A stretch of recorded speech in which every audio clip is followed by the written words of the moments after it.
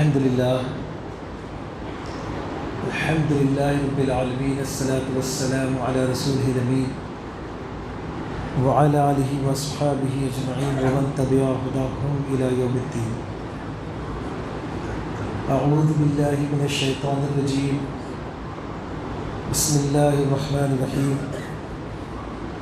واعلموا أنما غنمتم من شيء فأن لله خمسه وللرسول ولذي القربى واليتامى والمساكين وابن السبيل إن كنتم آمنتم بالله وما أنزلنا على عبدنا يوم الفرقان يوم التقى الجمعان والله على كل شيء قدير.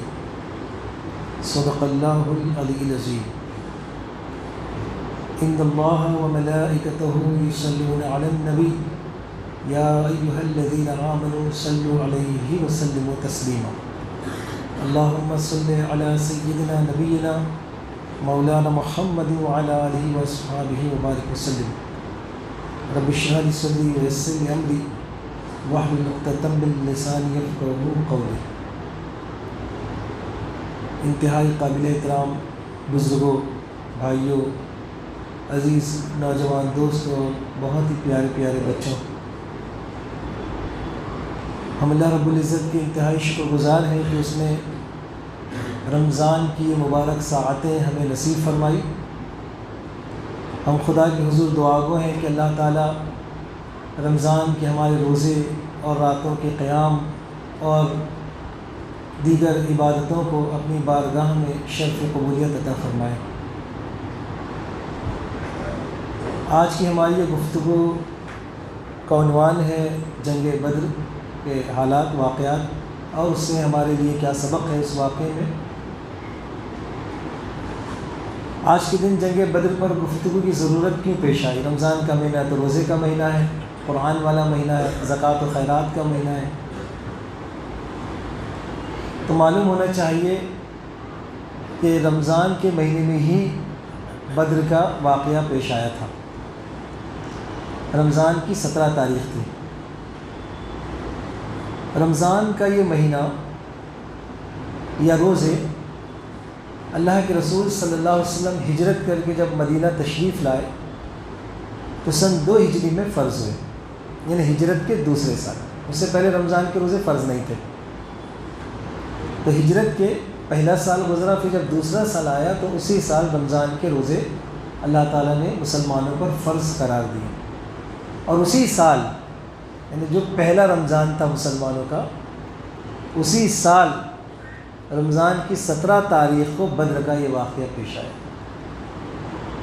اس کا مطلب یہ کہ علم الہی میں تو یہ بات تھی، جو حالات بدر کا جو واقعہ ہے وہ اچانک تو نہیں پیش آیا کہ اچانک 16 تاریخ کو کفار نے اعلان کیا کہ ہم بدر میں آ رہے ہیں، چلو آؤ تم وہاں ہم ملتے ہیں. نہیں، یہ تو بہت پہلے سے جو حالات چلے آ رہے تھے، بلکہ حضور اکرم صلی اللہ علیہ وسلم کے مکہ سے مدینہ ہجرت کرنے سے بھی پہلے سے، بلکہ ہم کہیں کہ جب اس دعوت کا آغاز ہوا اس وقت سے جو حالات چلے آ رہے تھے، وہ حالات دھیرے دھیرے دھیرے دھیرے جب سن 2 ہجری میں اپنی پیک پر آ گئے، پھر اللہ تعالیٰ کی جناب میں ایک فیصلہ کن طریقے سے اللہ تعالیٰ نے جب اس دعوت کے حق ہونے کا اور باطل کے باطل ہونے کا اظہار کرنے کا جب فیصلہ فرما لیا، اظہار کرنے کا، تو اس کے لیے بھی اللہ تعالیٰ نے وہی مہینہ منتخب فرمایا جو مہینہ اللہ تعالیٰ نے روزے کے لیے منتخب فرمایا تھا. اور بالکل پہلا مہینہ، اللہ چاہتے تو اپنی منشا سے اس کو روک سکتے تھے. رمضان کے بعد بھی یہ واقعہ ہو سکتا تھا، لیکن ایک خاص تعلق ہے اس میں کہ اللہ تعالیٰ نے رمضان کے روزے فرض فرمائے اور اسی مہینے میں، پہلے مہینے میں ہی روزے کے سال روزہ شروع ہوا، اور پہلے مہینے میں ہی اللہ تعالیٰ نے بدر کا یہ واقعہ بھی منصہ شہود پر اس زمین پر پیش آیا. اس میں ہمارے لیے یہ سبق ہے دوستوں کہ روزہ جہاں ایک روحانی بدنی عبادت ہے، بدنی عبادت اس لحاظ سے کہ ہم بھوکے رہتے ہیں، اور روحانی عبادت اس لحاظ سے کہ ہم اپنی اس بھوک اور پیاس کے ذریعے سے اللہ تعالیٰ کا قرب حاصل کرنے کی کوشش کرتے ہیں، اس کا تقوی حاصل کرنے کی کوشش کرتے ہیں، وہی رمضان کا یہ مہینہ ہمیں اس بڑے عظیم مقصد کے لیے بھی تیار کرتا ہے، یہ روزے ہمیں اس بڑے عظیم مقصد کے لیے بھی تیار کرتے ہیں جس کے لیے اس امت کو اس زمین پر وجود بخشا گیا ہے، یعنی وہ مقصد عظیم مقصد کہ اللہ تعالیٰ کا دین اس زمین پر غالب ہو، نافذ ہو، اللہ کا دین اس زمین پر پھیلے۔ وہ کوئی ایسا مقصد نہیں ہے کہ آپ آرام سے ایئر کنڈیشن کمروں میں بیٹھ کر یا مسجد کے ایئر کنڈیشن ماحول میں بیٹھ کر آپ کچھ ذکر و اذکار کے ذریعے اور کچھ تذکروں کے ذریعے سے اللہ تعالیٰ کا یہ دین غالب کر دیں گے، یہ ایسا ممکن نہیں ہے۔ ہم جب چھوٹے تھے تو یہ سوچتے تھے، اور جب نئے ہم تحریک سے وابستہ ہوئے، جماعت سے جب وابستہ ہوئے، یہ سوچتے جنگیں کیوں ہوتی ہیں، یہ لڑائیاں آخر کیوں ہوتی، کیا ضرورت ہے اس کی؟ اور پھر جب ہم کو اسکول میں پڑھایا گیا کہ اقوام متحدہ ایک اجتماعی فورم بنا دیا گیا ہے اور اس کے ذریعے سے پوری دنیا میں پیدا ہونے والے مسائل کے حل کرنے کی کوشش کی جائے گی، اور پھر جنگ نہیں ہوگی اور لوگ آپس میں بیٹھ کر ٹیبل ٹاک کے ذریعے سے مسئلوں کو حل کر دیا کریں گے، تو پڑھ کر اچھا بھی لگتا تھا کہ اب جنگ نہیں ہوگی، اب دنیا میں جنگ کی ضرورت باقی نہیں ہے۔ پتہ نہیں کیوں پرانے زمانے میں لوگ جنگیں لڑتے تھے، ایسا ہم سوچتے تھے، لیکن جیسے جیسے جب شعور پختہ ہوتا گیا اور جب حالات جب ہم اپنی آنکھوں سے جب دیکھنے لگے، تب سمجھ میں آیا کہ جنگیں کیوں ہوتی ہیں، اور صرف اتنا ہی سمجھ میں نہیں آیا کہ جنگیں کیوں ہوتی ہیں، بلکہ اس وقت سمجھ میں آیا کہ جنگیں ضروری بھی ہوتی ہیں۔ تو یہ اللہ تعالیٰ کا انتظام ہے کہ اللہ تعالیٰ بعض کو بعض کے ذریعے سے اس زمین پر ہٹاتا رہتا ہے اور زمین پر تبدیلی لاتا ہے۔ بظاہر تو ایسا لگتا ہے کہ جنگیں قتل و غارت گری کا نام ہے، بظاہر تو ایسا لگتا ہے کہ جنگیں قتل اور غارت گری کا نام ہے، جنگیں خون خرابے کا نام ہے، جنگیں لڑائی کا نام ہے، لیکن جب ہم ان جنگوں کو پڑھتے ہیں جو یہ جنگیں ہوئی جس کا ہم ذکر کرنے جا رہے ہیں، تو معلوم ہوتا ہے کہ جنگیں اصل میں انصاف کے قیام کا نام ہے، اس زمین پر عدل کے قیام کے لیے، اس زمین پر قسط کے قیام کے لیے۔ اور آج اس وقت اس زمین پر اس دنیا میں جو ہو رہا ہے اس کے تناظر میں آپ اس کو سمجھنے کی کوشش کیجئے کہ ان سب حالات میں جنگیں واقعی اس بات کی ضرورت ہے کہ وہ لوگ جو واقعی چاہتے ہیں کہ زمین پر عدل قائم ہو، زمین پر انصاف قائم ہو، حقدار کو اس کا حق ملے اور کسی پر ظلم نہ ہو، تو اس وقت پھر ایسے ظالموں کی سرکوبی کے لیے اور ایسے ظالموں کو کیفر کردار تک پہنچانے کے لیے جنگیں ضروری ہوتی ہیں۔ ہم واپس اس طرف آتے ہیں اس مختصر سی تمہید کے بعد کہ قرآن مجید نے 17 رمضان کو یہ جنگ بدر ہوئی تھی، قرآن مجید نے اس دن کو یوم الفرقان کے نام سے یاد فرمایا۔ اس کا ایک نام ہے یوم الفرقان، جیسے لیلۃ القدر ہے کیونکہ اس رات میں قرآن نازل کیا گیا، اسی طرح 17 رمضان کو اللہ نے قرآن میں یوم الفرقان نام دیا۔ قرآن مجید میں جو سورہ انفال ہے، ہم سورہ انفال پڑھتے ہیں، پوری کی پورے سورہ انفال جنگ بدر پر تبصرہ ہے، اور یہ پوری سورہ مبارکہ جنگ بدر سے لوٹنے کے بعد نازل فرمائی اللہ تعالیٰ نے۔ تو اس جنگ کو سمجھنے کے لیے سورہ انفال کا ترجمہ پڑھنا اور اس کا پیش لفظ جو ہے ہمارے مفسرین نے اس کی تفسیر میں جو لکھا ہے اس کو بھی پڑھنا ضروری ہوگا۔ تو مجھے امید ہے کہ یہاں سے جانے کے بعد آپ گہرائی سے بھی اس کا مطالعہ کریں گے۔ میں نے آپ کے سامنے قرآن مجید کی جو آیت پڑھی ہے وہ سورہ انفال ہی کی آیت ہے، آیت نمبر 41، جس میں اللہ تعالیٰ ارشاد فرماتے ہیں، اور تمہیں معلوم ہو کہ جو کچھ مال غنیمت تم نے حاصل کیا جیتنے کے بعد، جنگ میں فتح حاصل ہونے کے بعد، اس کا 5واں حصہ اللہ اور اس کے رسول اور رشتہ داروں اور یتیموں اور مسکینوں اور مسافروں کے لیے ہے، یعنی بیت المال کا حصہ ہے وہ، تو اس میں آپ کا حق نہیں ہے۔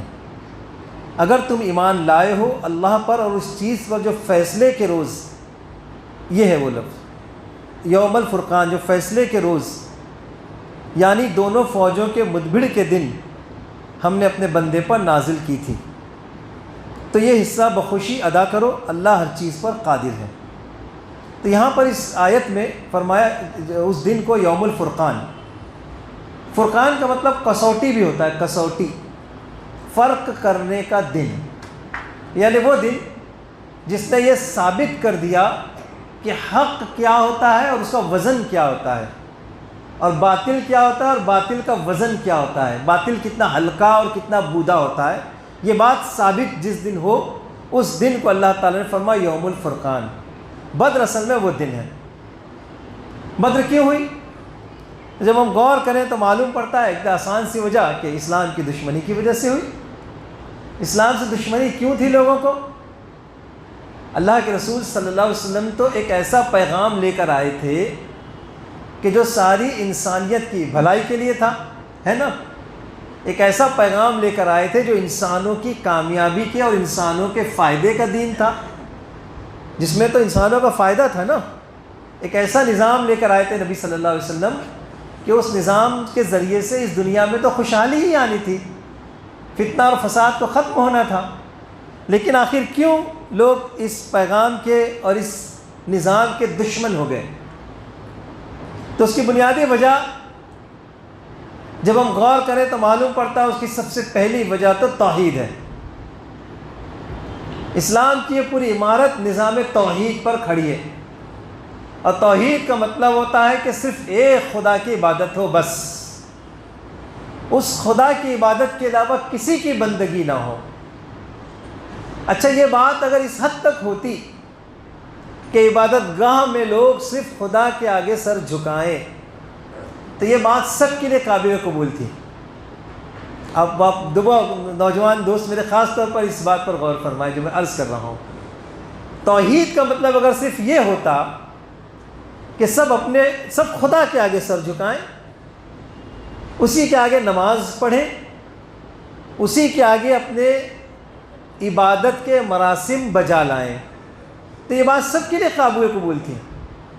لیکن محمد صلی اللہ علیہ وسلم جو توحید لے کر آئے تھے اس کا مطلب صرف مراسم عبادت کو ادا کرنا نہیں تھا، بلکہ توحید کا مطلب یہ بھی ہے کہ اب اس زمین پر صرف اللہ کی مرضی چلے گی، اللہ کے علاوہ کسی کی مرضی نہیں چلے گی۔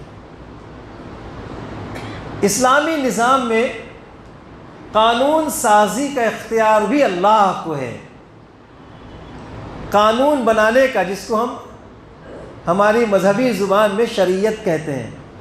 تو شریعت کو نافذ کرنے کا، شریعت کو طے کرنے کا حق بھی کس کا ہے؟ وہ اللہ کا ہے۔ یہ بات تو میں اور آپ سب جانتے ہیں نا۔ تو یہ بھی اصل میں توحید کا حصہ ہے کہ اگر آپ ایک خدا کے آگے سر جھکاتے ہیں تو پھر شریعت بھی اسی کی تسلیم کریں گے۔ اس کے بعد پھر کتنے ہی فرعون پیدا ہو جائیں، چاہے وہ کتنے ہی طاقتور کیوں نہ ہو، کتنے ہی بوجہل پیدا ہو جائیں، چاہے وہ کتنے ہی طاقتور کیوں نہ ہو۔ اور فرعون اور بوجہل تو ایک شخصیتوں کے نام ہے نا۔ چاہے کیسی ہی کوئی تہذیب پیدا ہو جائے اور ان تہذیب کے علمبرداروں کو اس بات کا کتنا ہی زعم ہو کہ ہماری تہذیب سب سے اعلیٰ و ارفع ہے۔ آپ سمجھ رہے ہیں میری بات؟ مثال کے طور پر یورپ کو چاہے کتنا بھی اس بات کا زعم ہو جائے کہ ہماری جو شریعت ہے، ان کی شریعت کیا ہے؟ ویسٹرن کلچر ہے نا، مغربی تہذیب ان کی شریعت ہے نا۔ اب وہ چاہے ان کو کتنا ہی زعم ہو کہ ہماری شریعت ہی اب اس دنیا میں چلنے کے لائق ہے، ہماری شریعت ہی اب انسانوں کے لیے زندگی گزارنے کا طریقہ ہے، ہم ان شریعت کو نہیں مانتے۔ یہ ہمارے عقیدہ توحید کا حصہ ہے۔ جب ہم ایک خدا کے آگے سر جھکاتے ہیں تو ہم قانون سازی کا اختیار بھی کس کو دیتے ہیں؟ اللہ کو دیتے ہیں۔ اللہ اور اس کے رسول صلی اللہ علیہ وسلم نے جو حدود متعین کر دیے ہیں، اب دنیا کے سارے انسانوں کو مل کر بھی ان حدود کو بدلنے کا اختیار نہیں ہے۔ اب آپ سمجھ گئے جھگڑا کیوں ہے توحید سے؟ سمجھ رہے ہیں توحید سے جھگڑا کیوں ہے؟ آپ جان گئے کہ توحید کیوں نہیں چاہتے وہ؟ اگر آپ تھوڑی سی مداہنت کر لیں ابھی ایک نیا فتنہ اٹھ رہا ہے، اب آگے بڑھے گا دھیرے دھیرے وہ نیا فتنہ یہ ہے کہ بے قرآن آفاقی نہیں ہے، نعوذ باللہ، استغفر اللہ، لا حول ولا قوت الا باللہ۔ اب اس کو پروموٹ کریں گے یہ لوگ، ابھی شروعات ہوئی ہے اس کی کہ قرآن آفاقی نہیں ہے، وہ کسی ایک خاص زمانے میں نازل ہوا تھا اور ایک خاص قوم کے نازل ہوا تھا، جو اس کی اچھی بات ہے اس پہ سب عمل کرو، اور وہ اچھی بات کون طے کرے گا؟ وہ طے کریں گے کہ یہ اچھی بات ہے، اس پہ سب عمل کرو، اور جو اس پہ اچھی باتیں نہیں اس پہ سب کو عمل کرنا ضروری نہیں ہے، ہمارے لیے قابل قبول نہیں ہے۔ آپ سمجھ گئے؟ توحید تو پہلی جو بنیادی وجہ ہے وہ کیا ہے؟ عقیدہ توحید۔ دوسرا جو جھگڑا ہے اس دشمنی کا، اسلام سے دشمنی کا، جو اس وقت بھی پیدا ہوا اور آج بھی ہے، جو جھگڑے میں بتا رہا ہوں یہ کامن ہے۔ فرعون اس زمانے میں بھی تھا، آج بھی ہے، ابو جہل اس زمانے میں بھی تھا، ابھی بھی ہے، نام بدل گئے ان کے نام بدل گئے۔ تو اس زمانے میں بھی ابو جہل کو جھگڑا تھا کس بات سے؟ توحید سے۔ فرعون کو جھگڑا تھا کس بات سے؟ توحید سے۔ دوسرا جھگڑا کس بات سے تھا؟ رسالت سے۔ رسول اللہ صلی اللہ علیہ وسلم کو اگر آپ ایک مصلح قوم مان لیتے ہیں، کیا بولتے ہیں عبدالشو صاحب؟ مصلح، جی اصلاح کرنے والے کو انگلش میں میرے بچوں کو میں سمجھ، ریفارمر۔ محمد صلی اللہ علیہ وسلم کو اگر آپ ریفارمر مان لیتے ہیں تو کوئی جھگڑا نہیں ہے۔ وہ تو مائیکل ہارٹ بھی مانتا ہے نا، وہ اپنی کتاب میں ان کو پہلا نام دے دیتا ہے۔ اگر آپ محمد صلی اللہ علیہ وسلم کو ریفارمر مان لیتے ہیں تو کوئی جھگڑا نہیں۔ میں نے توحید کا بتایا کہ توحید اگر کیا مان لیتے ہیں تو جھگڑا نہیں ہے، ویسے ہی محمد صلی اللہ علیہ وسلم کو بھی اگر آپ صرف ریفارمر مان لیتے ہیں تو کوئی جھگڑا نہیں ہے۔ ان کو بھی نہیں تھا، آج بھی نہیں ہوگا اگر مان لیں۔ ہمارا جھگڑا کہاں سے شروع ہوتا ہے بتائے؟ محمد صلی اللہ علیہ وسلم ریفارمر ہے؟ نہیں، ہمارا جھگڑا تو شروع ہوتا ہے وہاں سے جب بھی کہتے ہیں کہ محمد صلی اللہ علیہ وسلم اللہ کے پیغمبر ہیں، اور آپ جو کچھ بھی کرتے ہیں وہ وہی کی بنیاد پر کرتے ہیں، تو جھگڑا تو وہی ہے، جھگڑا تو رسالت ہے۔ ہم محمد صلی اللہ علیہ وسلم کو اللہ کا رسول مانتے ہیں، ان کو یہ پرابلم ہے کہ جب ہم اللہ کا رسول مان لیتے ہیں محمد صلی اللہ علیہ وسلم کو، تو اس کا مطلب یہ، دیکھیے سمجھ لیں اس بات کو میرے نوجوان دوستوں، خدا کے رسول مان لینے کا مطلب یہ ہے کہ صرف محمد صلی اللہ علیہ وسلم ہی حق ہے اور آپ کے علاوہ کوئی حق نہیں ہے، صرف آپ ہی کی بات چلے گی، محمد صلی اللہ علیہ وسلم کی ہی اطاعت ہوگی، اب کسی نبی کی اطاعت نہیں ہوگی، عیسیٰ علیہ السلام کی بھی اطاعت نہیں ہوگی، موسیٰ علیہ السلام کی بھی اطاعت نہیں ہوگی۔ محمد صلی اللہ علیہ وسلم کو رسول مان لینے کا مطلب یہ ہوتا ہے کہ ان کی رسالتوں کو بھی ہم ان کو بعثت رسول مانتے ہیں، لیکن خاتم النبیین نہیں مانتے ان کو، ہم محمد صلی اللہ علیہ وسلم کو خاتم النبیین مانتے ہیں۔ حضور اکرم صلی اللہ علیہ وسلم پر نبوت کا اختتام ہوا ہے، اب آپ کے بعد کوئی پیغمبر اور کوئی رسول نہیں آئے گا۔ جب آپ محمد صلی اللہ علیہ وسلم کو رسول مانتے ہیں تو کہ آپ یہ بات بھی مانتے ہیں کہ محمد صلی اللہ علیہ وسلم جو آسمانی دین اسلام لے کر آئے ہیں وہ اس آسمانی دین کا آخری ورژن ہے، آخری ورژن اسلام ہے، یہودیت اور عیسائیت نہیں ہے۔ جھگڑا یہاں سے شروع ہوتا ہے۔ یہ تو ہندو بھی کہتے ہیں کہ محمد صلی اللہ علیہ وسلم کو بھی اگر آپ کوئی خدا نعوذ باللہ کو ایک اوتار مان لیں تو ان کو کوئی پرابلم نہیں ہے، نہیں، ہم تو آپ کو رسول مانتے ہیں، اور اس حیثیت میں رسول مانتے ہیں کہ حضور اکرم صلی اللہ علیہ وسلم کے اس زمین پر تشریف لاتے ہی ساری رسالتیں ختم ہو گئیں، اور اس کا اظہار کہاں ہوا جانتے ہیں؟ جھگڑا اس بات پر بھی ہے، اس کا اظہار وہاں ہوا جب معراج کے وقت اللہ کے رسول صلی اللہ علیہ وسلم نے بیت المقدس میں تمام انبیاء کی امامت فرمائی۔ یہ بھی پرابلم ہے کہ سارے انبیاء نے حضور صلی اللہ علیہ وسلم کے پیچھے نماز پڑھی آپ نے آپ کی امامت میں۔ تو یہ دوسرا بنیادی وجہ ہے جو اسلام دشمنی کی ان کی اور ہمارے بیچ میں ہے۔ اور تیسری ایک اور وجہ، بہت بڑی وجہ یہ، اس کو بھی سمجھنے کی ضرورت ہے دوستوں، اسلام ہمارے نزدیک مذہب نہیں ہے، اسلام ہمارے نزدیک مذہب نہیں ہے۔ قرآن میں تو لفظ مذہب کہیں آیا ہی نہیں ہے، بتائیے، حفاظ یہاں پر موجود ہیں، ایک ہی بار آیا اذهب الى فرعون انه طغى، راستے کے معنی میں اس کی طرف جا، فرعون کی طرف جا، وہ بہت وہ ہو گیا ہے، شرکش ہو گیا ہے۔ مذہب کا مطلب ہوتا ہے ایک ایسا دین کہ جس میں صرف عبادات ہوں، بس کچھ رسوم و رواج ہوں۔ تو اگر یہ مذہب سے آپ یہ مراد سمجھتے ہیں کہ کچھ عبادات اور رسوم و رواج ادا کر لیے جائیں تو سارے لوگ مذہب پہ عمل کر رہے ہیں، عیسائی بھی کر رہے ہیں، یہودی بھی کر رہے ہیں، ہندو بھی کر رہے ہیں، اور دوسرے لوگ بھی جین بھی کر رہے ہیں. انہوں نے اپنے دین کو ایک مذہب بنا رکھا ہے نا. تو جہاں تک مذہب کی بات ہے، اگر آپ یہ مان لیتے ہیں کہ اسلام بھی مذہب ہے تو ان کو اس سے کوئی پرابلم نہیں، نو پرابلم، سب اچھا ہے. آپ بھی اپنے مذہب پہ عمل کرو، ہم بھی اپنے مذہب پہ عمل کریں. سیکولرزم اسی کا نام ہے کہ تم اپنے مذہب پہ عمل کرو، ہم اپنے مذہب پہ عمل کرتے رہیں. تم ہمارے مذہب کو برا نہ بولو، ہم تمہارے مذہب کو برا نہ کہیں. اگر یہ بات ہے تو ٹھیک ہے، نو پرابلم. لیکن بات یہ نہیں ہے نا. ہم تو اسلام کو زندگی گزارنے کا طریقہ مانتے ہیں، اور ہمارا ایمان اس بات پر ہے کہ اسلام انسانی زندگی کے تمام شعبوں میں مکمل رہنمائی پیش کرتا ہے، مکمل رہنمائی پیش کرتا ہے. وہ جو مذہبی گروہ ہیں، سکھوں کو لے لیجئے، ہندوؤں کو لے لیجئے، ان کے عبادات کے طریقے تو آپ کو ملیں گے. یج جو کرتے ہیں، یج جو برہمن لوگ بیٹھ کے آگ جلا کے جو پوجا کرتے ہیں، بہت مشکل عبادت ہوتی ہے وہ. اس کا طریقہ تو پورا ملے گا آپ کو، اس کا طریقہ تو پورا ملے گا. لیکن فیملی لائف میں میاں بیوی کے بیچ میں اختلاف ہو جائے تو اس کو کیسے حل کیا جائے؟ ان کی کتابوں میں، گرنتھوں میں اس کے بارے میں کچھ نہیں ہے. حکومت کرنے کے کیا طریقے ہوتے ہیں، اس کے بارے میں ان کی گرنتھوں میں کوئی رہنمائی نہیں ہے. دوسرے اخلاقی اور سماجی مسائل پیدا ہو تو ان کو کیسے اس کا ان مسائل کا حل کیا جائے، ان کے گرنتھوں میں اس پر کوئی رہنمائی نہیں ہے. اسی طرح عیسائیوں کے پاس بھی اس کی کوئی رہنمائی نہیں ہے. وہ سب ادھر ادھر سے لیتے پھرتے، یہاں سے کچھ یہاں سے لے لیا، کچھ وہاں سے لے لیا، کچھ یہاں سے لے لیا. دین اکبر نے جو بنایا تھا اس طرح کا کوئی دین بنا لیتے ہیں وہ لوگ. اسلام میں اس طرح کی کسی دین کی گنجائش نہیں ہے، مذہبی تصور کی کوئی گنجائش نہیں ہے. زندگی کے ہر معاملے میں اللہ اور اس کے رسول نے مکمل رہنمائی عطا فرما دی ہے. You got my point? جھگڑا یہاں سے شروع ہوتا ہے. ان کو اس بات پر اعتراض ہے کہ فیملی لائف کے بارے میں تم ہمارا نظریہ کیوں نہیں مانتے؟ بہت آسان لگ رہی ہے نا بات آپ کو، لیکن اس میں مشکل یہ ہے. فیملی لائف کے بارے میں ان کا نظریہ کیا ہے؟ وہ تو بولتے ہیں شادی کی ضرورت نہیں ہے نا. فیملی لائف کے بارے میں ان کا نظریہ کیا ہے؟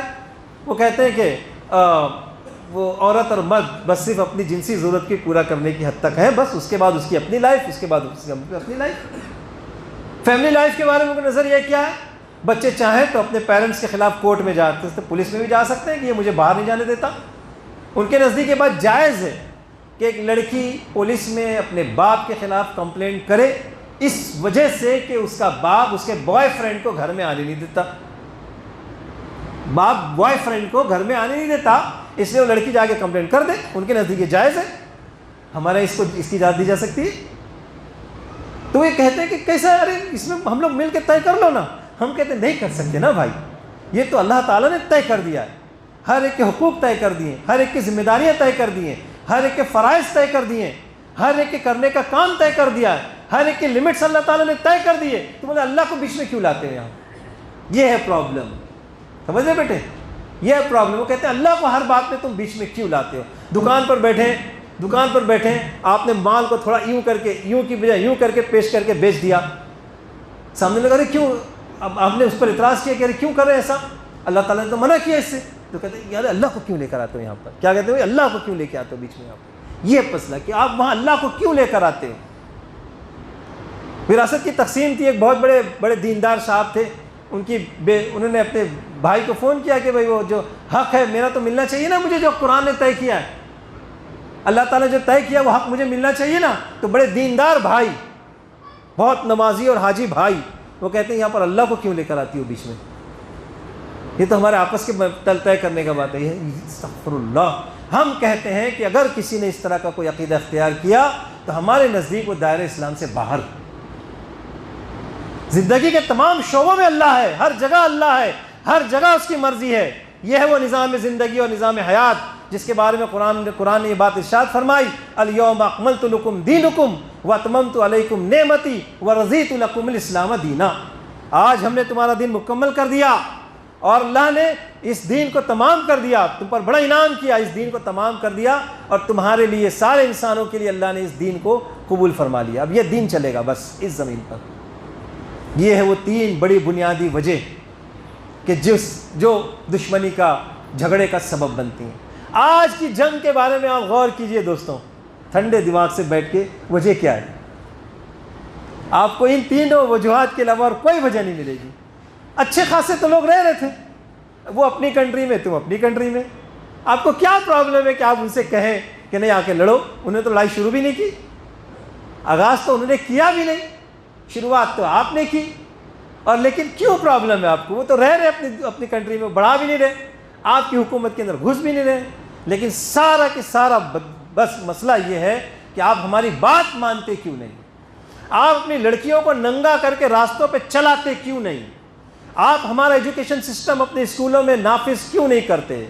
آپ اپنی مسجد کو نماز کے علاوہ دوسرے کاموں کے لیے کیوں استعمال کرتے ہو؟ صرف نماز ہونی چاہیے بس، اور کچھ کام مسجد میں نہیں ہونا چاہیے، کیوں آپ دوسرے کام مسجد میں بھی کرتے ہو؟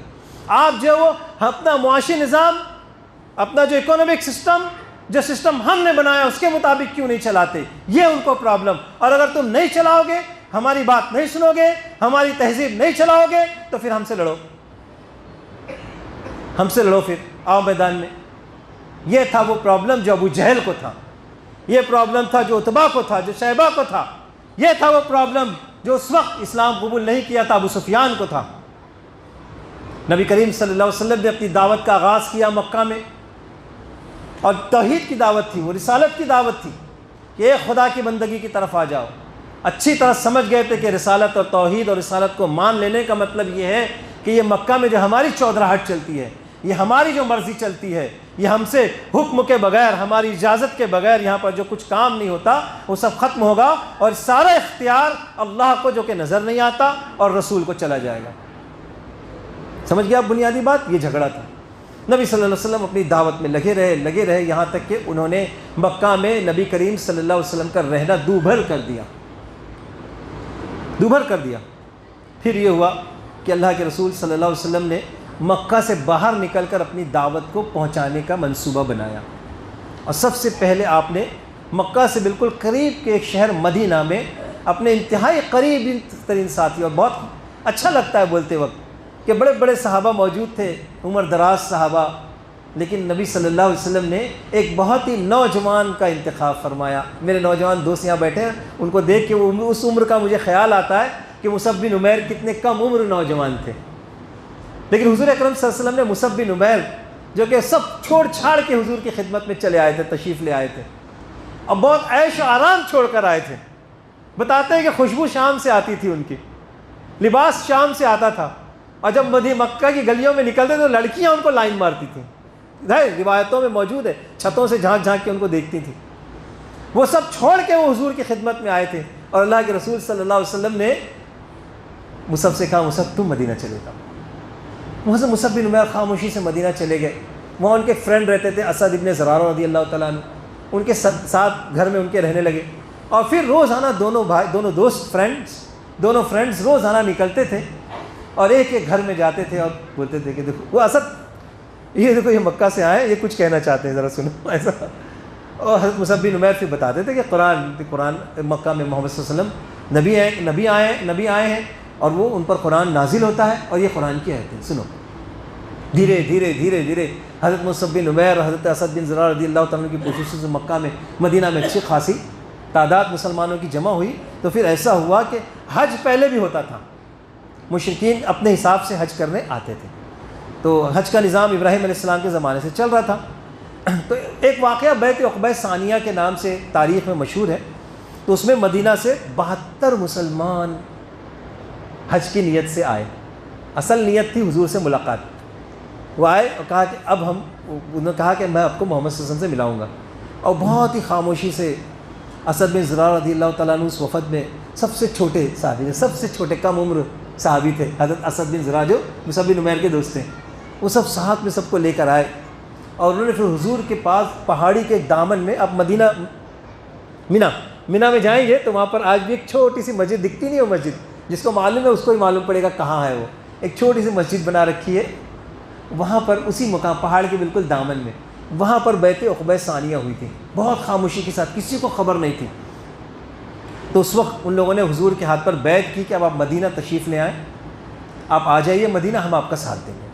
تو اس وقت حضرت اسد بن زرارہ چھوٹے تھے، کھڑے ہوئے اور کہا، اے یثرب کے لوگوں، مدینہ کا نام بعد میں مدینہ پڑا، پہلے یثرب تھا، اے یثرب کے لوگوں، یہ ہم لوگ جن کے پاس آئے ہیں نا، تو یہ سمجھتے ہوئے آئے ہیں کہ اللہ کے رسول ہیں. لیکن میں نے کہا نا جھگڑا کیا ہے, آپ ریفارمر مان لیں تو کوئی جھگڑا نہیں, لیکن رسول مانتے ہیں تو ہمارے ان کے بیچ پھر جھگڑا شروع ہو جاتا ہے. تو یہ اللہ کے رسول ہیں, یہ اللہ کے رسول ہیں, اور اگر آج یہاں سے نکال کر تم لے جانا چاہتے ہو انہیں, تو اس کا مطلب سارے عرب سے دشمنی مول لینا ہے. اس کے نتیجے میں تمہارے بچے قتل ہوں گے. سنتے ہیں آپ, کچھ نظر آ رہا ہے نا ذہنوں میں؟ اس کے نتیجے میں تمہارے بچے, تمہارے نونہال قتل ہوں گے اور تلواریں تم پر برسیں گی. لہٰذا اگر تمہیں اپنی جانیں عزیز ہیں تو آج ہی چھوڑ دو اسے, آج ہی کہہ دو کہ مت آئیے مدینہ, آج ہی چھوڑ دو اور صاف صاف عذر کر دو, کیونکہ آج کا عذر کر دینا شاید خدا قبول کر لے, لیکن بعد میں یہ ایسا نہیں ہو پائے گا. اس کے بعد پھر اسی گروپ میں ایک صحابی تھے حضرت عباس, وہ کھڑے ہوئے, عباس بن عبادہ انصاری, وہ کھڑے ہوئے اور کہتے ہیں کہ جانتے ہو اس شخص سے کس چیز پر بیعت کر رہے ہو؟ سب لوگوں نے کہا جانتے ہیں, تم اس کے ہاتھ پر بیعت کر کے ساری دنیا سے لڑائی مول لے رہے ہو. پھر اگر تمہارا یہ خیال ہو کہ جب تمہارے مال تباہی کے اور تمہارے اشراف ہلاکت کے خطرے میں پڑ جائیں گے تو تم چھوڑ کے اس کو دشمنوں کے حوالے کر دو گے, تو بہتر ہے کہ آج ہی چھوڑ دو, کیونکہ خدا کی قسم یہ دنیا اور آخرت کی رسوائی ہے. اور اگر تمہارا ارادہ یہ ہے کہ جو بلاوا تم اس شخص کو دے رہے ہو اس کو اپنے سارے مال دولت اور اسباب کی تباہی اور اپنے اشراف کی ہلاکت کے باوجود بھی تم اس کا ساتھ دو گے, تب اس کا ہاتھ پکڑو. آپ سمجھ رہے, بالکل ابتدائی دنوں میں اسلام قبول کرنے کا مطلب سمجھ رہے تھے وہ, اسلام قبول کرنے کا مطلب یہ اتنا آسان نہیں تھا. آپ جب قبول کر رہے ہو تو پھر قبول کرو, اس بات کو بھی مانو کہ اب اسلام قبول کرنے کے نتیجے میں جو کچھ بھی پریشانی اور مصیبتیں آئیں گی وہ سب تم برداشت کرو گے. یہ وہ جوش ہے, وہ جذبہ ہے دوستوں, کہ غزہ تباہ ہو گیا, پورے غزہ کو اینٹ اور پتھر بنا دیا, لیکن ایمان نہیں گیا, ایمان سے سودا نہیں ہوا, مر جائیں گے ایمان کا سودا نہ کریں گے. یہ وہ بیعت جو اللہ کے رسول صلی اللہ علیہ وسلم سے ہوئی تھی. اور پھر لوگوں نے جب سب کہا کہ ہاں ہم اس کے لیے تیار ہیں, ہم یہ نقصان اٹھانے کے لیے تیار ہیں, تب یہ فیصلہ ہوا کہ اب حضور مدینہ تشریف لے آئے. اور پھر اللہ کے رسول صلی اللہ علیہ وسلم نے ہجرت فرمائی, ہجرت فرما کے آپ مدینہ تشریف لے گئے. وہاں پر جو ہے وہ پھر آپ نے مسجد کی بنیاد رکھی, اور مسجد کی بنیاد رکھی, آپ سے قبائل سے آپ نے وہ معاہدے کیے. ایک اور غلط فہمی میرے نوجوان دوست اور بچے درست کر لیں, ہماری کتابوں میں ابھی پڑھایا جاتا ہے, اب تو پڑھایا بھی نہیں جائے گا, کہ محمد صلی اللہ علیہ وسلم مکہ سے فرار ہو کر مدینہ گئے پناہ لینے کے لیے. نہیں, نبی صلی اللہ علیہ وسلم مدینہ گئے ایک حکمراں کی حیثیت سے, اور جاتے ہی آپ نے مدینہ کی باغ ڈور اپنے ہاتھ میں لے لی, اور آس پاس کے قبائل سے سب سے معاہدات کیے, مسجد کی تعمیر کی, آس پاس کے قبائل سے معاہدات کیے, اور مدینہ کے حکمراں ہو گئے. اب کون؟ محمد صلی اللہ علیہ وسلم. اس دن یہ بات ثابت ہوئی, ایک انگریز مورخ لکھتا ہے اس بات کو, کہ محمد صلی اللہ علیہ وسلم مکہ سے جب مدینہ گئے تو وہاں معلوم ہوا کہ اسلام صرف دین نہیں ہے, اسلام ایک ریاست بھی ہے, اسلام ایک مذہب نہیں ہے, اسلام ایک ریاست بھی ہے. آپ یہ نہ سمجھیں کہ اسلام صرف آپ کو اخلاق سکھانے کے لیے آیا ہے, اسلام آپ کو زندگی کا نظام چلانا سکھانے کے لیے آیا ہے, آپ کو حکومت بھی چلانا سکھانے کے لیے آیا ہے. اور نبی صلی اللہ علیہ وسلم نے مدینہ منورہ میں یہ کام کر کے دکھایا. اب جب مشرکین مکہ کو یہ بات سمجھ میں آئی کہ محمد صلی اللہ علیہ وسلم مکہ سے مدینہ تو چلے گئے, لیکن جانے کے بعد آپ کی طاقت بن گئی, آپ کو تو ایک ریاست مل گئی, آپ کو تو ایک حکومت مل گئی, اب تو یہ بہت زیادہ خطرے کی بات ہو گئی. لہٰذا اب اس طاقت کو آج ہی اسی وقت ختم کر دینا ضروری ہے. جب اس بات کا انہیں احساس ہوا تو پھر ان لوگوں نے ایک بہت بڑا منصوبہ بنایا. پیسہ تو تھا نہیں اتنا, انہوں نے کہا کہ ایک ایسا بزنس پروجیکٹ لانچ کیا جائے, ایک ایسا بزنس پروجیکٹ لانچ کیا جائے جس میں مکہ کے تمام لوگ اپنی سرمایہ کاری کریں, اپنا انویسٹمنٹ کریں, اور اس انویسٹمنٹ سے جو بھی پروفٹ ہوگا وہ پروفٹ ہم نہیں رکھیں گے, وہ پروفٹ ہم اسلام کو ختم کرنے کے لیے لگائیں گے.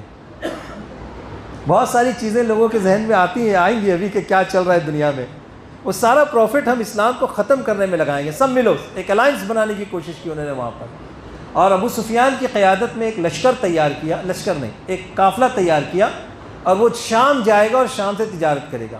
حضور کو اس کی خبر مل گئی.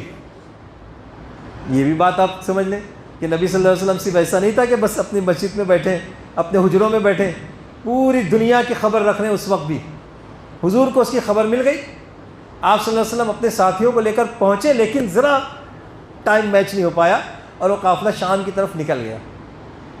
حضور صلی اللہ علیہ وسلم نے انتظار کیا کہ وہ واپس تو آئے گا. لہٰذا جب وہ قافلہ تجارت کر کے گھوم پھر کے مہینوں بعد جب واپس آنے کی پوزیشن میں ہوا, تو نبی صلی اللہ علیہ وسلم نے صحابہ کرام کے سامنے ایک آفر رکھا کہ دیکھو, ایک قافلہ پورے مال و دولت اور اسباب کے ساتھ کما دھما کر اب لوٹ رہا ہے. منصوبہ یہ ہے کہ اسلام کو ختم کر دیا جائے گا اور اس ریاست کو اکھاڑ کر پھینک دیا جائے گا. اور اس میں ان لوگوں نے وہاں کے جو مدینہ کے جو منافقین تھے, ایک نئی نسل مدینہ میں اور مل گئی جو مکہ میں نہیں تھی, منافقین کی, جو بظاہر تو مسلمان ہو گئے تھے لیکن اسلام کو نقصان پہنچانے کا کام کرتے تھے. تو ان سے بھی مدد مل جائے گی ہم کو, ایسا ان لوگوں نے سوچا تھا کہ ان سے بھی مدد مل جائے گی. انہوں نے بھی طے کر لیا تھا ایک بار اب حملہ کرو, ہم آپ کا ساتھ دیں گے اور محمد صلی اللہ علیہ وسلم کو یہاں سے نکال دیں گے مدینہ سے باہر. قرآن اللہ تعالیٰ سارے اس کو دیکھ رہے ہیں نا, سارے حالات کو قرآن نے اس کا تذکرہ فرمایا ہے. قرآن میں کہا یاد کرو وہ موقع جب اللہ تم سے وعدہ کر رہا تھا. ہاں تو بتاتا ہوں. نبی صلی اللہ علیہ وسلم نے صحابہ کرام سے مشورہ کیا کہ یہاں پر ایک قافلہ آ رہا ہے, اب ہم کو اس کی طرف چلنا ہے. یہاں ابو سفیان کو جو اس تجارت کا قافلہ لے کے لوٹ رہے تھے, ان کو اس بات کا خوف ہوا کہ راستہ تو مدینہ کے پاس سے گزرے گا, تو کہیں ایسا نہ ہو کہ مسلمان ہم پر حملہ کر دیں. تو اس نے پہلے ہی ہرکارہ ایک دوڑایا اور کہا کہ جاؤ مکہ میں خبر کرو کہ ہماری حفاظت کے لیے وہ لشکر لے کر آئیں, کچھ لوگوں کو لے کر آئیں حفاظت کے لیے, تاکہ ہم مسلمانوں کے حملوں سے محفوظ رہ سکیں, ورنہ یہ مال مکہ نہیں پہنچ پائے گا. اب وہ جو شخص وہاں گیا اس نے بڑا ہنگامہ کیا وہاں جا کے کہ ارے بچاؤ بچاؤ, مسلمانوں نے حملہ کر دیں گے مسلمان, وہ اس کی پلاننگ کر رہے ہیں اور قافلے کی حفاظت کے لیے پہنچے. جب یہ اس طرح کی خبر وہاں پہنچی تو ابو جہل تیار, اس نے کہا اب موقع ہے کہ اب ہم نکل چلیں, وہاں سے قافلہ بھی ہے آ رہا ہے, وہ بھی مل جائے گا ہم کو, اس کی بھی حفاظت ہو جائے گی, اور ساتھ ہی اب ہم مسلمانوں کو ختم کر دیں گے, اب چلو لڑنے کے لیے. بہت تقریریں کی, جا کے لوگوں کو منایا, آسانی سے نہیں تیار ہوئے وہ, بہت تقریریں کرنی پڑی, جا کے لوگوں کو منانا پڑا, پٹا کے لوگوں کو لے کر آئے. 1000 لوگ تیار ہو گئے اسلام کو ختم کرنے کے لیے. حضور کو اس کی خبر ملی. اب آپ کے سامنے 2 راستے تھے, قافلہ جو قریب ہے, چھوٹے لوگ ہیں, کم لوگ ہیں, اور لشکر 1000 کا بھی ان کو آنے میں ٹائم ہے. تو آپ نے پوچھا صحابہ کرام سے کہ کیا کریں. قرآن دیکھ رہا ہے, تو آیت نازل ہو رہی ہے قرآن کی سورہ انفال میں ہے, میں ترجمہ پڑھ رہا ہوں. یاد کرو وہ موقع جب کہ اللہ تم سے وعدہ کر رہا تھا کہ دونوں گروہوں میں سے ایک تو ملے گا تمہیں, اور تم چاہتے تھے کیا؟ تم چاہتے تھے کہ کمزور گروہ تمہیں ملے. یہ دلوں کا حال ہے, کون جانتا ہے یہ اللہ جانتے ہیں نا. دیکھیے یہ وہی ہے, اس سے معلوم پڑتا ہے کہ یہ وہی ہے نا. حضور صلی اللہ علیہ وسلم خود لکھتے تو یہ بات آتی ہی نہیں کبھی یہ آیت اس کے اندر, یہ آسمان سے وہی نازل ہو رہی ہے. اللہ فرماتے ہیں کہ وہ, اور تم چاہتے تھے کہ کمزور گروہ تمہیں ملے, لیکن اللہ کا ارادہ اس وقت یہ ہو گیا تھا کہ اپنے ارشادات سے حق کو حق کر دکھائے اور کافروں کی جڑ کاٹ دے, تاکہ حق حق ہو کر رہے اور باطل باطل ہو جائے, خواہ مجرموں کو یہ کتنا ہی ناگوار ہو. جنگ کا ایک مقصد اس آیت میں بتایا گیا کہ حق حق ہو کر رہے, حق کا حق ہو جانا ثابت ہو جائے اور باطل کا باطل ہو جانا ثابت ہو جائے اور کافروں کی جڑ کٹ جائے. اللہ یہ چاہ رہے تھے. لہٰذا نبی صلی اللہ علیہ وسلم نے صحابہ کرام کے سامنے دونوں باتیں پہلے رکھیں کہ بتاؤ کدھر چلنا ہے, تو دل تو ادھر تھا. جب نبی صلی اللہ علیہ وسلم نے بار بار یہ بات رکھی, تب مہاجرین میں سے حضرت مقداد بن اسود کھڑے ہوئے اور نے کہا کہ اللہ کے رسول, آپ کا رب آپ کو جس طرف حکم دے رہا ہے اسی طرف چلیے, ہمارے کہنے پہ نہ جائیں. اللہ, کیونکہ بار بار جب آپ کہہ رہے ہیں تو صحابہ سمجھ گئے, جب بار بار حضور دہرا رہے ہیں تو صحابہ سمجھ گئے کہ بات کچھ اور ہے, حضور کا منشا کچھ اور ہے. تو کہنے لگے کہ رسول اللہ, اللہ آپ کا رب جدھر آپ کو حکم دے رہا آپ ادھر چلیے, ہم آپ کے ساتھ ہیں, جس طرف بھی آپ جائیں ہم آپ کے ساتھ چلیں گے. اور بنی اسرائیل کی طرح, یہودیوں کی طرح ہم آپ سے یہ نہیں کہیں گے کہ جاؤ تم اور تمہارا رب لڑو, ہم یہاں پر بیٹھے انتظار کر رہے ہیں. نہیں, ہم یہ نہیں کہیں گے. نہیں, ہم تو یہ کہتے ہیں اللہ کے رسول آپ چلیے, آپ بھی اور آپ کا خدا بھی لڑیے, اور آپ کے ساتھ ہم بھی اپنے جانیں لڑائیں گے جب تک کہ ہمارے درمیان ایک آنکھ بھی گردش کرتی ہے۔ یہ ساتھ حضور کا ساتھ۔ اور پھر حضور نے پھر دہرایا اس بات کو، بتائیے کیا ارادہ ہے آپ لوگوں کا، کہاں چلنا ہے؟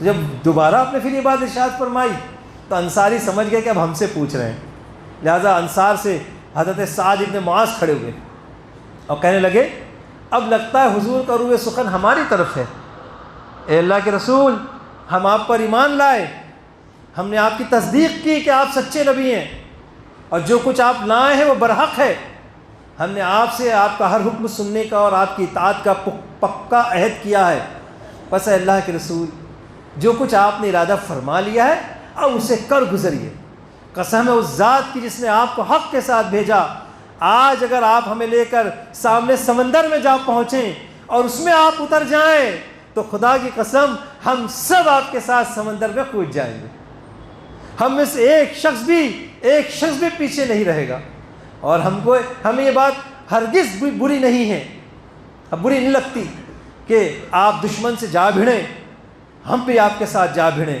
ہم جنگ میں ثابت قدم رہیں گے، مقابلے میں جان نثاری دکھائیں گے، اور بعید نہیں کہ اللہ تعالیٰ ہمارے ذریعے سے آپ کو بات دکھائے گا کہ آپ کی آنکھیں ٹھنڈی ہوگی، ہمیں دیکھ کر آپ کی آنکھیں ٹھنڈی ہوگی کہ دوستوں نے اور ساتھیوں نے ساتھ دینے کا حق ادا کیا، صحابیت کا حق ادا کیا۔ اور پھر مسلمان جب تیار ہوئے تو مسلمانوں کی تعداد 313 تھی۔ آپ جانتے ہیں دوستوں یہ 313 کیا ہے؟ ہم لکھتے ہیں نا 313، بہت فخر سے لکھتے ہیں، اپنی گاڑیوں پہ لکھتے ہیں، ہے نا، اپنے پوسٹ میں لکھتے ہیں 313، یہ کوئی معمولی فگر نہیں ہے۔ یہ 313 کیا ہے؟ یہ 313 حضور اکرم صلی اللہ علیہ وسلم کی دعوت کے نتیجے کا عرق ہے، عرق، نچوڑ، جو جسٹ بولتے ہیں نا، جسٹ، وہ 313 اس دعوت کا جسٹ ہے۔ کیسے معلوم پڑے گا؟ ابھی معلوم پڑے گا، دیکھیے میں بتاتا ہوں آپ کو۔ 16 رمضان کو نبی صلی اللہ علیہ وسلم بدر کے مقام پر پہنچے، اور آپ کی جنگی اسٹریٹجی پڑھیے آپ۔ میں نے ایک بہت بڑے بریگیڈیئر کی کتاب پڑھی، اس میں انہوں نے جو جنگی جو اسٹریٹجیز کیا ہوتی ہیں وہ سب بتایا، اور پھر حضور کی جو جنگی اسٹریٹجیز تھی اس کا موازنہ اس سے کیا۔ اس نے بتایا کہ آج کل کے بڑے بڑے جرنیل جس طرح کے فیصلے کرتے ہیں کہ کہاں ٹھہرنا، کب حملہ کرنا، اور بتایا کہ حضور اکرم صلی اللہ علیہ وسلم نے یہ ساری پلاننگ وہاں پر کی تھی۔ بہت بڑے بریگیڈیئر نے، سپہ سالار نے وہ کتاب لکھی۔ تو آپ دیکھیے کہ حضور اکرم صلی اللہ علیہ وسلم، یہ موقع نہیں ہے، وقت ہمارے پاس کم ہے، نبی صلی اللہ علیہ وسلم نے وہاں پر فیصلہ کیا کہ کہاں ہمیں ٹھہرنا ہے، اور پھر صحابہ کی صفیں بنائی، لائن بنائی، ان کی باقاعدہ طے کیا کہ کون کہاں رکے گا، اور باقاعدہ صحابہ کو بتایا کہ دیکھو تیر مت چلانا، پہلے تیر مت چلانا، اپنے تیر ضائع نہیں کرنا، دشمن جب قریب آئے تب تیر چلانا، پھر آگے تیر والے، اس کے بعد پھر جو وہ تلوار والے، پھر اس کے بعد نیزے والے، اس طرح آپ نے ایک ترتیب بنائی، میمنہ میسرہ بنایا۔ اور اس کے بعد اللہ کے رسول صلی اللہ علیہ وسلم، صحابہ اکرام نے حضور سے کہا اللہ کے رسول آپ تھک گئے، مسلسل سفر اور مسلسل ہدایتیں، مسلسل نگرانی، آپ تھک گئے، ہم آپ کے لیے ایک عریش بنا دیتے ہیں۔ تو بدر دیکھیے آپ نے، بدر گئے ہوں گے، اکثر لوگ گئے ہوں گے وہاں، بدر دیکھی، اللہ تعالیٰ سب کو وہ منظر و نظارہ دکھائے۔ تو بدر نیچے ذرا ترائی میں ہے، اور اس سے تھوڑا اوپر جائیں گے اس سے تو یہاں پر مسجد عریش بنی ہوئی ہے، ابھی تو مسجد کافی بڑی ہے۔ وہاں پر صحابہ کرام نے خیمہ بنایا۔ خیمہ کیا بنایا؟ 4 کھمبے گاڑے اور اوپر کچھ چھتیں ڈال دی، پتے کھجور کے، کہ سایہ رہے اور حضور تھوڑا آرام فرما لیں۔ فرمایا رسول اللہ آپ یہیں بیٹھیے، یہاں سے آپ کو جنگ کا پورا منظر نظر آئے گا، آپ وہاں سے دیکھیے، ہمیں ہدایت دیجیے بس۔ حضور اکرم صلی اللہ علیہ وسلم نے اس کو پسند فرمایا، آپ عریش میں گئے، صحابہ اکرام کو سب تیاریاں اور پلاننگ بتا دی، اور پھر دعا کے لیے۔ اب دیکھیے یہ ہوتا ہے سپہ سالار، یہ ہے سپہ سالار، یہ ہے ایک جرنیل، اور زار و قطار روتے ہیں، سجدے میں جاتے ہیں، نماز پڑھتے ہیں، کبھی اٹھتے ہیں کبھی بیٹھتے ہیں، اور بے اختیار رو کے اللہ سے کہتے ہیں۔ اور پھر وہ جو میں نے بات کہی نا، یہ عرق کیا ہے؟ فرمایا خدایا، حضور دعا کر رہے ہیں کہ اے اللہ یہ ہے قریش، یہ اپنے سامان غرور کے ساتھ آئے ہیں تاکہ تیرے رسول کو جھوٹا ثابت کر دیں، ہے نا۔ یہ اس وقت کے حساب سے ان کے پاس جتنے بھی ٹینک تھے، جتنے بھی میزائل تھے، جتنے بھی فوجی اسلحے تھے، وہ سب لے کر آئے ہیں وہ، اور اس لیے لے کر آئے ہیں کہ آج وہ تیرے رسول کو جھوٹا ثابت کر دیں، اسلام کو جھوٹا ثابت کر دیں۔ خداوندہ بس آ جائے تیری مدد جس کا تو نے مجھ سے وعدہ کیا تھا، آج بھیج تو وہ مدد جس کا تو نے مجھ سے وعدہ کیا تھا۔ اور یہ بات، اے خدا، یہ 313 کیا ہے؟ حضور کہہ رہے ہیں، اے خدا اگر آج یہ مٹھی بھر جماعت ہلاک ہو گئی تو پھر اس کے بعد اس زمین پر کبھی تیری عبادت نہیں ہوگی۔ یہ وہ 313، اس کے بعد اس زمین پر اب تیری پھر کبھی عبادت نہیں ہوگی، کیونکہ یہ رسول اللہ کی آخری محنت ہے۔ یہ 313 تیرے رسول کی محنت ہے، تیرے رسول کی کوششوں کا نتیجہ ہے۔ اب یہ ختم ہو گئے تو پھر اس زمین پر تیری کبھی عبادت نہیں ہوگی۔ لاکھوں درود و سلام ہمارے آقا پر اور ان بدر کے صحابہ پر، ان بدریوں پر۔ یہ جو آئے 313 تو گن گن کے معلوم پڑا 70 کے پاس اونٹ ہیں صرف، کسی روایت میں 3، کسی روایت میں 5 کے پاس گھوڑے، اور چند تلواریں ٹوٹی ہوئی ہے، کسی کے پاس زنگ۔ کیا اسلحے تھے بھائی؟ جس طرح آج اسلحوں کا فرق ہے نا، سمجھ رہے؟ تصور میں آ رہا ہے نا؟ اسلحوں کا، ہتھیار کا فرق سمجھ میں آ رہا ہے نا؟ امریکہ کے پاس اور ایران کے پاس اور غزہ والوں کے پاس ہتھیار کا جو فرق ہے وہ تو بہت بہت زیادہ فرق ہے نا، آپ گن نہیں سکتے اس کو، آنک نہیں سکتے وہ فرق کو۔ ان کا سفیر کسی موقع پہ کہتا ہے کتنے فٹ بال ہیں آپ کے پاس؟ طنز میں فٹ بال سمجھ گئے؟ سمجھے فٹ بال ایٹم؟ کتنے فٹ بال ہے تمہارے پاس؟ 2-3 ہوں گے نا؟ ہاں، ہمارے پاس 2500 سے زیادہ ہے۔ یہ اس زمانے کی بات ہے، میں تو آپ کو 15-20-25 سال پہلے کی بات بتا رہا ہوں۔ کتنے فٹ بال؟ اتنا فرق، اتنا فرق۔ یہ وہ فرق ہے، وہ جو 1000 آئے تھے اور یہ 313 آئے تھے۔ یہ ٹوٹی تلواریں لے کر آئے تھے، ٹوٹی تلواریں لے کر آئے تھے، زرے بھی نہیں تھی۔ حضور نے جب وہ منظر دیکھا کھڑے رہ کر تو لوہے میں ڈوبے ہوئے تھے، وہ زرہ پہن کے، خود پہن کے اور لوہے کی زرہ پہن کے وہ آئے تھے کفار لڑنے کے لیے، اسلام کو ختم کرنے کے لیے۔ اللہ کے رسول فرماتے ہیں اللہ آج تو اپنی مدد بھیج۔ اور پھر جب صبح ہوئی، ارے صبح حضور حضرت ابوبکر صدیق حضور کے پاس کھڑے تھے، صحابہ نے طے کیا کہ ایک شخص حضور کے پاس ہمیشہ موجود رہے گا، تو حضور نے فرمایا ابوبکر میرے ساتھ رہیں گے۔ حضرت ابوبکر کھڑے تھے، حضرت ابوبکر بار بار چادر حضور کے اوپر ڈالتے تھے، گر جاتی تھی، روتے روتے ہاتھ اٹھا کے مانگتے مانگتے پھر ڈال دیتے تھے۔ پھر ایک موقع پہ ابوبکر نے کہا اللہ کے رسول بس کیجئے، اللہ کے رسول بس کیجئے، آپ نے بہت مانگ لیا، اللہ آپ کو یقیناً دے گا، آپ بس کیجئے، اب گریہ نہیں دیکھا جاتا۔ حضور کھڑے ہوئے، پھر صبح کے وقت اللہ کے رسول صلی اللہ علیہ وسلم نے پھر دوبارہ صف بندی کی، اور پھر عرب کے طریقے کے مطابق پہلے مبارزہ ہوا، اور پھر اس کے بعد اس زمین کا سب سے بڑا واقعہ ہوا، سب سے بڑا واقعہ ہوا دوستوں، بدر۔ 1000 کے مقابلے میں 313، 1000 کے مقابلے میں 313 سامنے دیکھ رہے ہیں کہ لوہے سے ڈوبے ہوئے، سامنے دیکھ رہے ہیں کہ ہتھیار بند ہے پوری طرح۔ یہاں تو کچھ لوگ اس لیے بھی آ گئے کہ رسول اللہ سے کہتے تھے کہ اللہ کے رسول طاقت نہیں ہے، لڑ نہیں سکتے، ہمیں ساتھ میں لے لیجئے، کم سے کم آپ کی تعداد تو زیادہ نظر آئے گی، سر تو گنتی میں زیادہ ہو جائیں گے، اس لیے لے لیجئے اللہ کے رسول۔ بچے ایڑیاں اٹھا اٹھا کر حضور کے پاس آئے۔ حضور جب واپس کر رہے تھے تو بچوں کو نکال رہے تھے، ارے نہیں تم جاؤ گھر جاؤ، تو یہ ایڑیاں اٹھا کے کھڑے ہوتے تھے کہ اللہ کے رسول دیکھیے ہمارا قد دیکھیے بڑا ہو گیا ہے۔ تب بھی حضور نے واپس کیا تو کہنے لگے اللہ کے رسول وہ اس سے جس کو آپ نے لیا نا، ایک بچہ کہتا ہے کہ جس کو آپ نے لے لیا اس سے لڑوائیے، میں اس کو ہرا دوں تو دیکھیے۔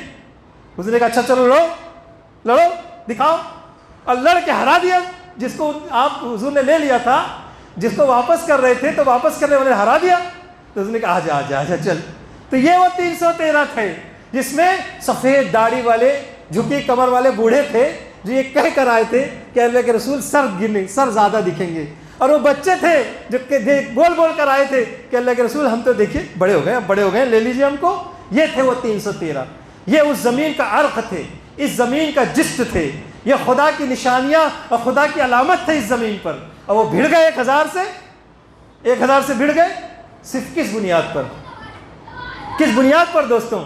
اس بنیاد پر، اللہ کی مدد کی بنیاد پر، ایمان کی بنیاد پر، حضور سے محبت کی بنیاد پر، اللہ سے تعلق کی بنیاد پر۔ اور اس وقت اس زمین نے دیکھا اس زمین نے دیکھا کہ مومن ہو تو بے تیغ بھی لڑتا ہے سپاہی، زمین نے دیکھا کہ وہ 313 1000 پر غالب آ گئے، صرف 14۔ بدر جائیں گے آپ، ان 14 مبارک ہستیوں کے نام آپ کو وہاں لکھے ہوئے دکھیں گے، آپ کو سنگ مرمر پر لکھے ہوئے 14 صرف، اور وہاں 70 کی 70 بڑے بڑے سردار، اور وہ سارے لوگ، ابو جہل بھی، کہ جن کے بارے میں حضور نے لکڑی سے نشان دے کے بتایا تھا، ادھر ابو جہل گرے گا، ادھر عتبہ گرے گا، بتایا تھا پہلی رات میں، ادھر شیبہ گرے گا، اور صحابہ فرماتے خدا کی قسم میرے رسول نے جس جگہ نشان لگایا تھا ان میں سے ہر ایک اسی نشان پر گر کر مرا، ہر ایک اسی نشان پر گر کر مرا۔ اور پھر اللہ نے اپنی مدد بھیج دی، فضائے بدر پیدا کر، فرشتے تیری نصرت کو اتر سکتے ہیں گردوں سے، قطار اندر قطار اب بھی، اور پھر لوگوں نے دیکھا کہ وہ 313، اور پھر فرشتوں کا لشکر ان کی مدد کے لیے۔ غزہ ایسے فتح نہیں ہوتا، غزہ ایسے فتح نہیں ہوتا کہ اتنی بڑی سپر پاور کے سامنے ایک چھوٹے چند گنے چنے مسلمان، وہ جن کے پاس ہتھیار نہیں، جن کے پاس ٹیکنالوجی بھی ویسی نہیں، اور اس کے ساتھ اتنی مضبوطی سے لڑے ہیں، تو معلوم پڑتا ہے کہ جب فضائے بدر پیدا ہو، جب فضائے بدر پیدا ہو، اور اگر آج بھی فضائے بدر پیدا ہو جائے تو اللہ تعالیٰ کی مدد آج بھی آتی ہے۔ تو مسلمانوں، مایوس ہونے کی ضرورت نہیں ہے، گھبرانے کی ضرورت نہیں ہے۔ ان کے پاس اگر توپ و تفنگ ہے، ان کے پاس اگر میزائل اور ہتھیار ہیں، تو آپ کے پاس ایمان ہے، ایمان کی طاقت کا مقابلہ آپ توپ و تفنگ سے کر سکتے ہیں؟ آپ کے پاس اللہ کی مدد ہے، آپ کے ساتھ اللہ تعالیٰ کا تعلق ہے، آپ کے پاس اللہ تعالیٰ کا نام ہے، اس کی کبریائی ہے۔ اور پھر آپ دیکھیے کہ ایسا کارزار ہوا کہ ایک طرف عجیب واقعات بدر کے سنائے، تو ایک اگلی نشست میں کبھی بات ہوگی انشاءاللہ میرے بھائیوں، کہ پہلا موقع تھا مسلمانوں نے ثابت کیا اسلام اور اسلامی جماعت کا مطلب کیا ہوتا ہے۔ ادھر باپ ہے تو ادھر بیٹا، ادھر باپ ہے تو ادھر بیٹا، ادھر بھانجا ہے تو ادھر ماموں، ادھر بھانجا ہے تو ادھر ماموں۔ عبد الرحمن کہتے ہیں، بعد میں مسلمان ہو گئے تھے، بعد میں کہتے ہیں ابا جان، کس کو، کون ہے عبد الرحمن کے ابا؟ ابو بکر اپنے ابا سے کہتے ہیں ابا جان بدر میں کئی بار میرے سامنے آئے، باپ سمجھ کے چھوڑ دیا بدر میں کئی بار میرے سامنے آئے، باپ سمجھ کے چھوڑ دیا۔ ابو بکر کہتے ہیں خدا کی قسم عبد الرحمن، ایک بار بھی اگر میری نظر کے سامنے آتے تو میں نہیں چھوڑتا تجھے۔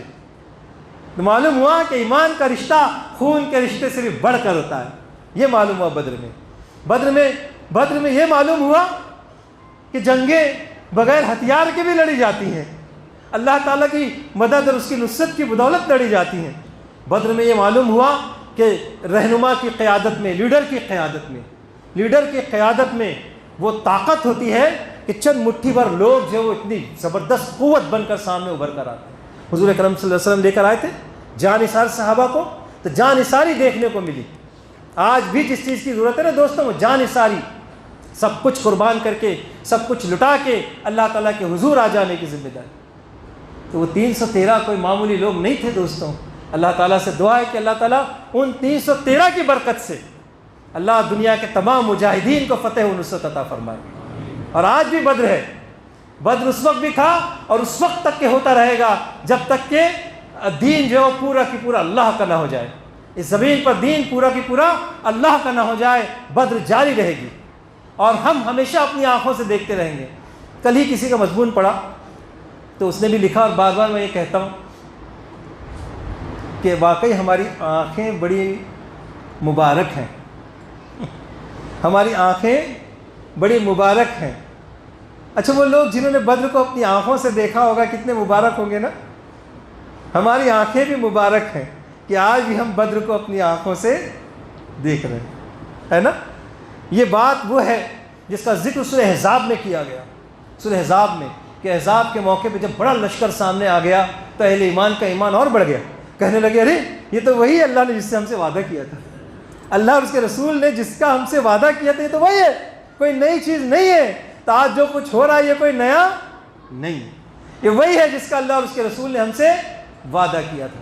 دیکھنا یہ ہے کہ ہم اس پورے ایپیسوڈ میں اپنا رول کہاں پلے کرتے ہیں، ہم کون بنتے ہیں، کس لشکر میں شامل ہوتے ہیں۔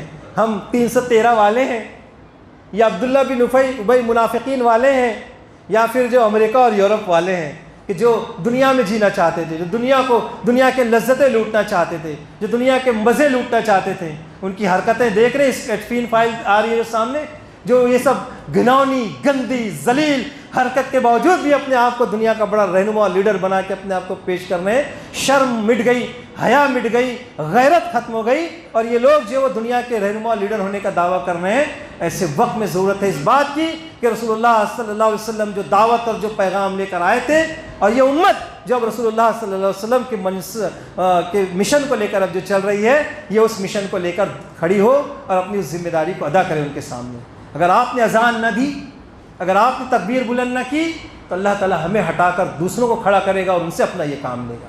لیکن یہ تو طے ہے کہ کلمۃ اللہ ہی العلیٰ، کہ اللہ کا کلمہ تو بلند ہو کے ہی رہے گا، چاہے وہ آپ کے ہاتھوں سے ہو، چاہے کسی اور کے ہاتھوں سے ہو، لیکن یہ دین انشاءاللہ اس زمین پر غالب آ کر رہے گا۔ اللہ نے جو وہ باطل کے حق میں مٹنا لکھا ہے، اور حق کے حق میں اللہ نے سر بلندی لکھی ہے۔ اللہ تعالیٰ سے دعا ہے کہ حق سبحانہ و تعالیٰ تمام دنیا کے انسانوں پر رحم فرمائے، تمام دنیا کے انسانوں پر۔ اللہ اس پوری دنیا میں امن و امان کی فضا چلا دے، اور اس وقت جو حق اور شر کا، خیر اور شر کا جو معرکہ برپا ہے، اللہ تعالیٰ آج پھر بدر کے ذریعے سے ہم سب کی آنکھوں کو ٹھنڈک عطا فرمائے، اور اللہ تعالیٰ ہم جیسے گنہگاروں کو 313 والوں میں شامل ہونے کی توفیق عطا فرمائے۔ اللہ تعالیٰ کچھ نہیں تو ان کی نقل کرنے کی اللہ میں توفیق عطا فرما دے، اور تمام مسلمین، مومنین و مجاہدین کی اللہ مدد فرمائے، جو اس وقت کی ابو جہل کے سامنے، جو اس وقت کے فرعون کے سامنے سینہ سپر ہو کر کھڑے ہوئے ہیں، اللہ انہیں ان کی شہادت کو قبول فرمائے، اللہ انہیں ہمت اور طاقت اور صبر اور ثبات عطا فرمائے، اللہ ان کی بھرپور مدد و نصرت فرمائے۔ ربنا تقبل منا انک انت السمیع العلیم وتب علینا انک انت التواب الرحیم، وآخر دعوانا الحمد للہ رب العالمین۔